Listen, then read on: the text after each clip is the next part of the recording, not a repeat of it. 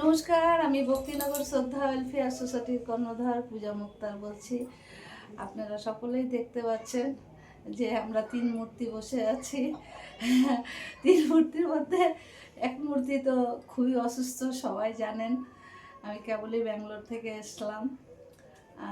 Speaker বসানো আছে, কথা বলাটা নিষেধ। তার সত্ত্বেও তো মুখটা তো বন্ধ হয় না, সকলেই জানে পূজার মুখ বন্ধ হয় না। তো এই অসুস্থ নিয়ে দিদিরা দেখতেই পাচ্ছেন। আজকে দিদি চলে আসছে। দিদি, তোমার পরিচয়টা ঠিক মতো একটু বলে দাও। নমস্কার, আমি বীণা চক্রবর্তী, আদ্যজ স্বেচ্ছাসেবী সংগঠনের কর্ণধার। আমার পূজা, আমরা সবাই সতীর্থ। পূজা অনেকদিন ধরে এনজিও করে, এত লোককে সুস্থ করে তুলেছে, নিজে এখন অসুস্থ। তাই এমন একজন মহৎ আত্মাকে আমরা দেখতে আসছি, মহৎ মানুষ। যখনই কানে আসলো যে ও অসুস্থ আর বাড়িতে টিকতে পারলাম না, এই আমাদের একটা ভালোবাসা, কারণ আমরা সবাই একটা হয়ে এনজিও চালাই, সবাই মিলেমিশে আমরা থাকি। আর আমাদের কথা হলো কি, যে একজনের পাশে একজনে বিপদের টাইমে দাঁড়ানোটাই সব থেকে এটা মানবতা জ্ঞান মনে করি।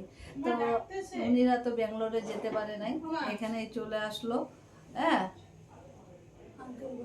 হ্যাঁ চলে আসলো। তো দিদি চলে আসছে আজকে, কিছু মানে পাতলা পুতলা হয়ে গেছি, তাই জন্য ভিটামিন ফলটা নিয়ে চলে আসছে আমার জন্য।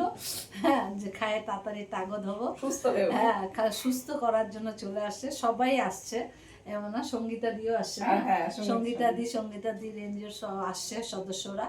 সবাইকে অনেক অনেক ধন্যবাদ, যে যারা শুনতে পাচ্ছে তারা চলে আসছে আমার এখানে। আজকে এই দিদিরাই সদস্যরা সব চলে আসছে। তো সবাইকে অনেক অনেক ধন্যবাদ। আমাদের ভক্তিনগর শ্রদ্ধা ওয়েলফেয়ার সোসাইটির পক্ষের থেকে এদেরকে অনেক ধন্যবাদ যে চলে আসছে। টাইমটা কোথা থেকে চলে গেল জানি না, এটা কেন চলে আসলো সেটাও জানি না।